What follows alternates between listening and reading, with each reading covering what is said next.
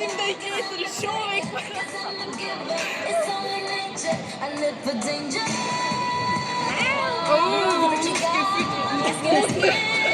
Oh, das ist gefühlt. Oh, hoppa jetzt.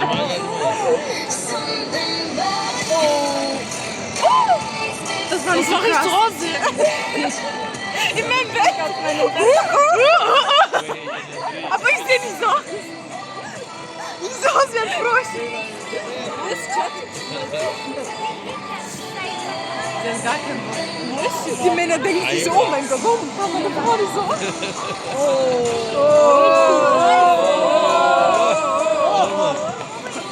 Das macht Klatsch mich schon.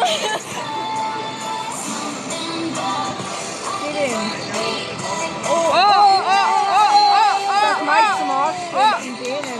Jetzt putzt sie. In denen? Was die Sportlerin von uns erwartet.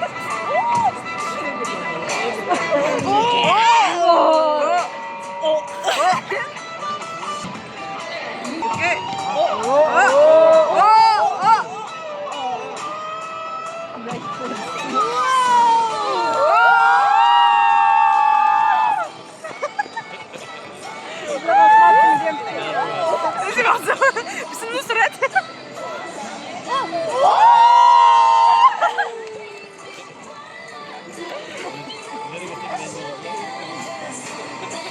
Catwoman oder was, Bruder?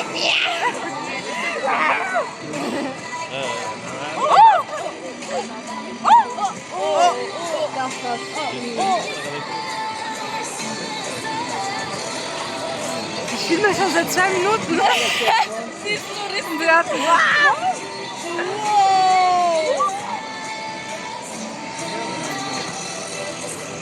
Hab ich noch irgendwo Geld drüber? Bitte wirf, ja. Da hat sie eine Dose da. Mensch, man kommt mit Dollarscheine. Macht immer die gleichen selben Moves, man. Mach was anderes. Nein!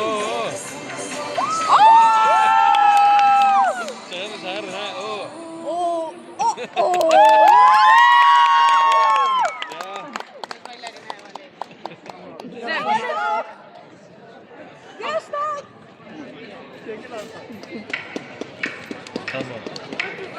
Tamam.